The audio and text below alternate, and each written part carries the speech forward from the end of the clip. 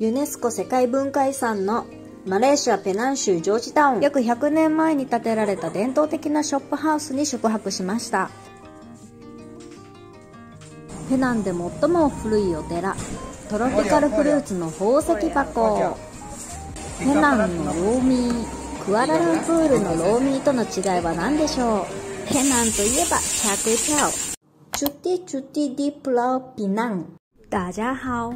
Hi everyone. 皆さん、こんにちは。ケイママです。Hello, apa kabar semua? 本日の動画は、ペナン島へのショートホリデー Vlog です。ペナン島は、クアラルンプールから陸路で北へ約367キロの距離にあるマラッカ海峡に浮かぶ島です。渋滞がなければ4時間半から5時間ほどで到着します。空路の場合は1時間ほどでペナン国際空港に到着します。陸路の場合お手洗いがとても心配ですが、一歩の看板を過ぎてすぐにあるサービスエリアのトイレがおすすめです。義母から教えてもらいました。比較的綺麗でトイレ数も多く並びませんでした。トイレの他にもフードコートもありました。長距離運転の気分転換にいいですね。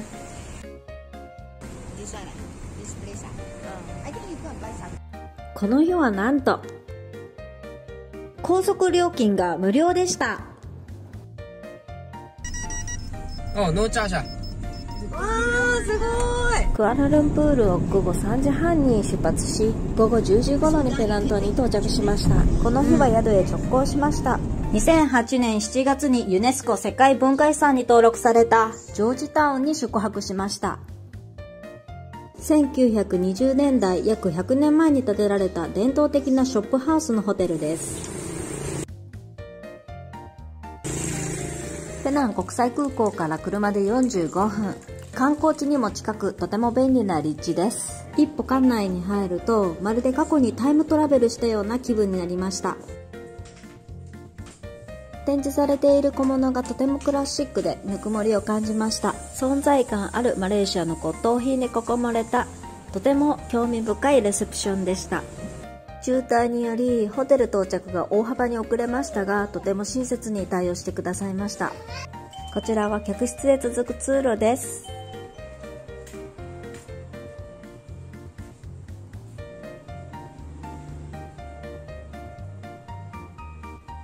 ラタンのベビーチェア。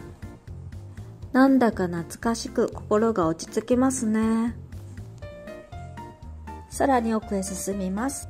とても奥行きがある間取りですね。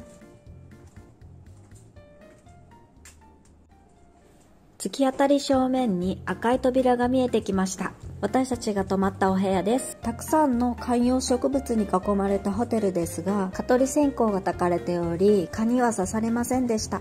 突然ですが、ルームツアーをしたいと思います。ゴールデンゲートと書かれた扉の向こうが私たちが宿泊したお部屋です。素泊まりで一泊一室いくらだと思いますか？想像しながらご覧ください。こちらがリビングです。2階も客室で別の方がご宿泊されていたようですが、音は気になりませんでした。懐かしいブラウン管テレビがありました。かなり厚みがありますね。飾りのようで見ることはできませんでしたが、無料の Wi-Fi があるのでテレビは不要でした。かわいい陶器のカップが置いてありました。お水はポットの中に入っていましたが、足りない場合はレセプションからいただけます。お部屋は禁煙室です。ドリアンの持ち込みも禁止でした。こちら洗面台です。昔祖母といた銭湯にあったような扇風機が置いてありました。とてもノスタルジックなインテリアですよね。洗面台の蛇口は水温調節ができませんでしたが、常温だったので問題ありませんでした。お部屋の奥にはクイーンサイズベッドとシングルベッドがありました。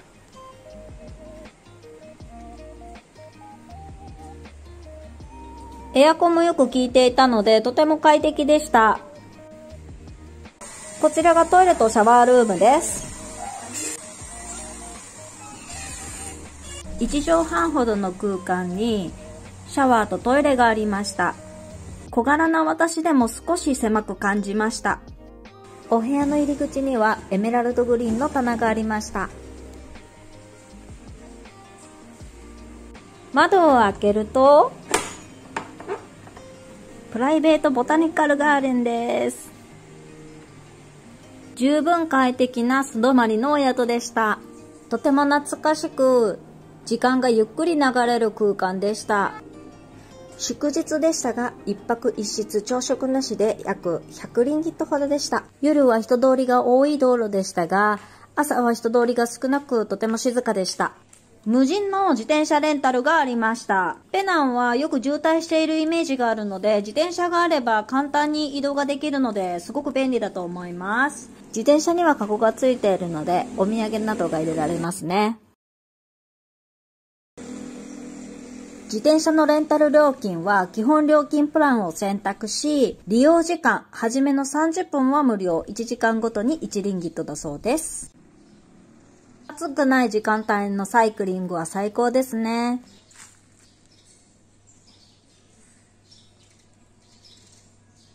チェックアウトをし、朝食を求め出発です。ペナンにも美味しい食べ物、ご当地グルメがたくさんあります。何を食べようか相談をしながら出発です。じゃらんじゃらんチャリマカン。ストリートアートもジョージタウンの見どころの一つです。街のあらゆる場所に壁画アートがありました。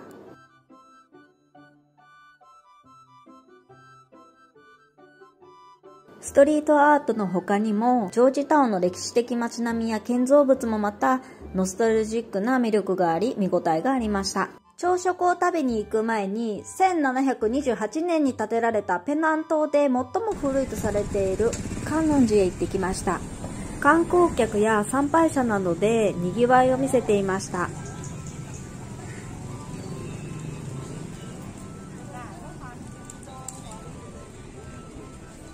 境内にはお線香などのお供え物が販売されていました。竜の絵が施された色鮮やかな大きなお線香、1本20リンギットするそうです。名前と願い事が書いた紙を貼り、祈願します。私もお祈りをしてお寺を後にしました。こちらの白い建物はペナンの裁判所です。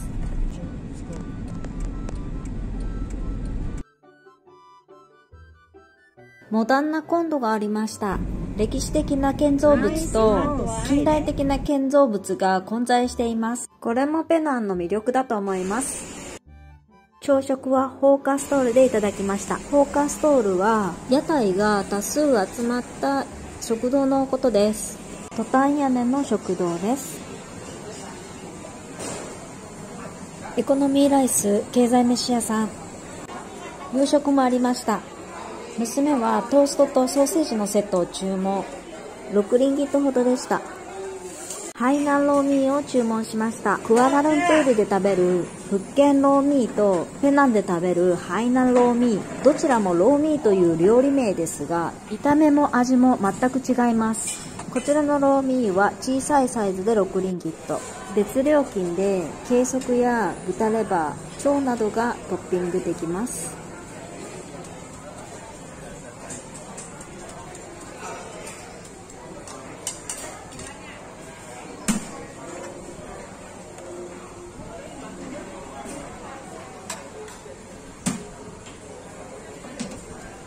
こちらのお釜、左で麺を茹で、右にスープが入っているようです。うまく考えられてますよね。あっという間に完成です。出来上がったお料理はテーブルまで運んでいただけ、その場でお会計をします。マレーシアも茶色い食べ物は激うまです。こちらはマレーシアのアイスコーヒーです。マレーシアの飲食店で提供される氷は氷業者から仕入れているので、とても綺麗な氷を使われています。ペナンのハイナンローミー。こちらは私がクアラルンプールでよく食べるホッケンローミーです。とらみがついた醤油ベースのスープ、麺はうどん。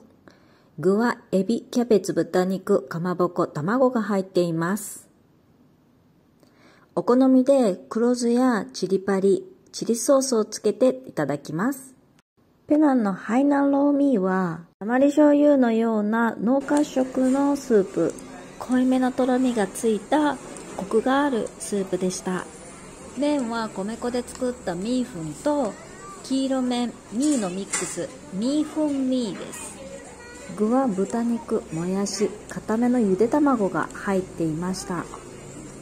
濃厚とろみスープが麺に絡まって、このままでもすごく美味しかったです。息子も喜んで食べていました。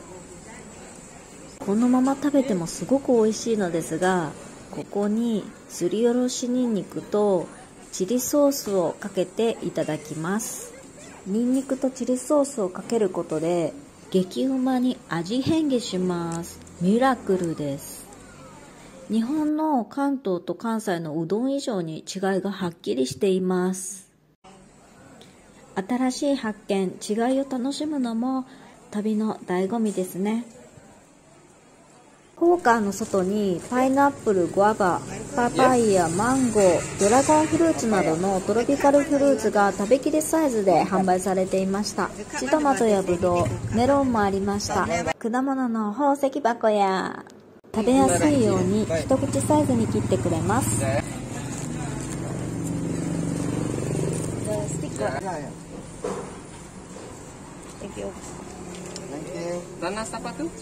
パイナップルが美味しくておすすめとのことなので、パイナップルも購入しました。甘くて美味しかったです。食後は親戚に会いに行ってきました。ペナンのグルメといえばチャークイティアオ。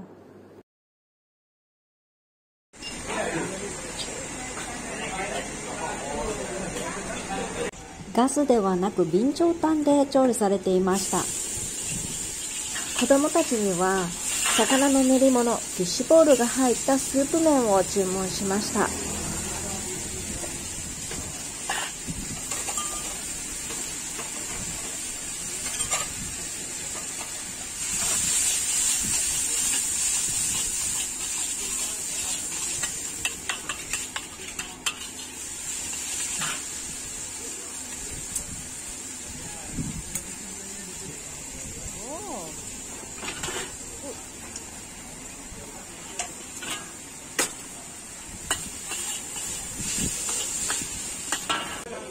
ドライソーセージ、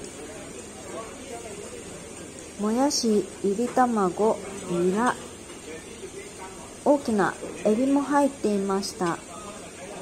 ボリューム満点。麺は米から作られたもっちりのクエティアオです。魚の練り物、フィッシュボールが入ったスープも注文しました。プリプリで美味しかったです。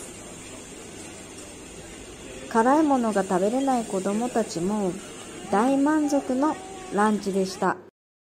ランチの後はホテルでチェックインをしました。動画が長くなるので切りの良いところで前編を終わりにします。バトゥフェリンギでホカンス。最後までご視聴いただきありがとうございました。チャンネル登録、高評価お願いします。